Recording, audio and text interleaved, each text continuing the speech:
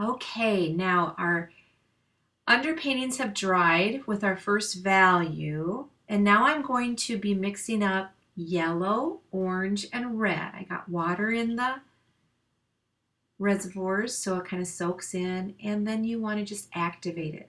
You can see again, not a lot of pigment. I'm working for flesh color.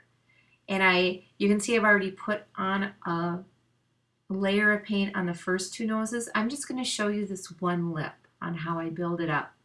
So I put on an orangey peachy. It's yellow and orange, very thin. And I'm imagining where the color is. And I'm putting this on top of my shadows. And do you see how already they painted themselves? Because I already have the value underneath it. I just sucked up that puddle of paint by drying off my brush, putting a lighter, not as red of a color on her chin or the skin part of her face.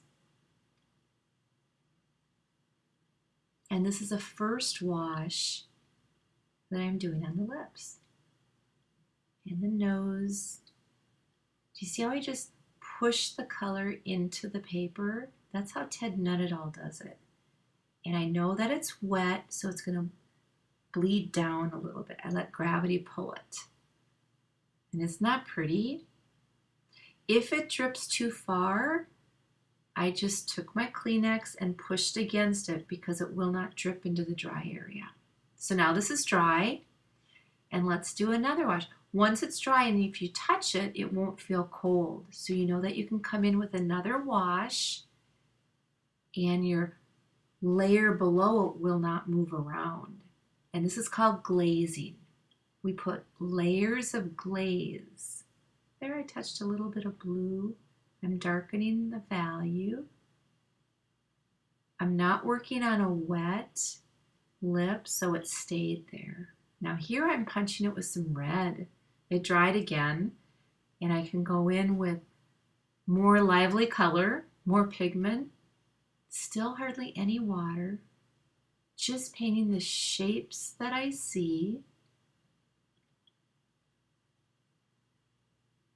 Very slow. You never put the brush on the paper unless there's a reason to. Know where you're going. Now I don't want to touch the red lip or else it'll bleed down into my skin. So I'm actually staying just a teeny tiny bit away so the red doesn't bleed down into the wet peachy. And do you see how so this is how we actually build up a whole portrait. We have a great drawing. We put in the values, the purple and blues, to give the shadow area. Now there I'm scrubbing out. And on this paper it doesn't work really well, but I had a little bit of water and I tickled it and it lifted some of the color up. On good quality watercolor paper, you can do this much better. This one kind of falls apart like toilet paper. So you can't do much scrubbing, but you saw me scrub a little bit.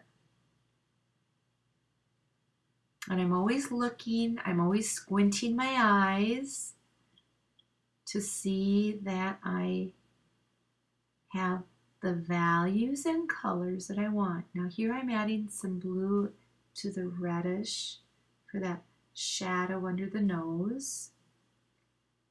And that's as dark as the corner of the lips. So I'm always comparing shadow color. Here again, we're dry. I dried it. And as you let it dry, work on your other noses or mouths. And I'm just showing you this one, how I'm building it up.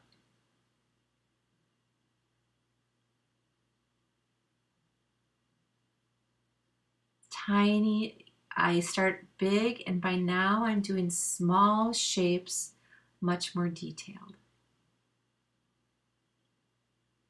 And again, I went on up, you can see the other two noses developing, and this one is dried again. So I'm coming in and putting another glaze. Squinting my eyes and thinking, what is really white? What is the darkest? There's really dark there separating the lips. I have the darkness under, and the nose is dark. And I'm actually looking at the wrong reference photo. It's it's actually the second one from the top. But there you go. Now this I wanted to show you because when it's dry, a great way to check your painting for accuracy is turn it upside down. I'm using my pencil after I've done about 4 layers of color on, and I'm redrawing. I'm cleaning up my drawing, and I'm also going to paint upside down. This will let you see the nose as a shape and not a nose. And also painting upside down, you can see that the drip goes into the nostril, and that's where I want the most pigment, so it works much better upside down. But your brain does not think of it as a nose, it's now looking at it as shapes. And I paint most of my portraits